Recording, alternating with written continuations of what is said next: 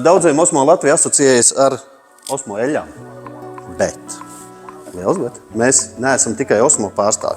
Mēs pārstāvam arī kompāniju Bergerzeidl, kas piedāvā lakas, vienkomponentu, divkomponentu, baltas un tā tālāk. Līmes, parketiem, gruntis, līmes viniliem, kā arī Bergerzeidl eļļas. Vēl viena firma, ko mēs pārstāvam, senates cienītājiem, ir skandināvu kompānija Organowood.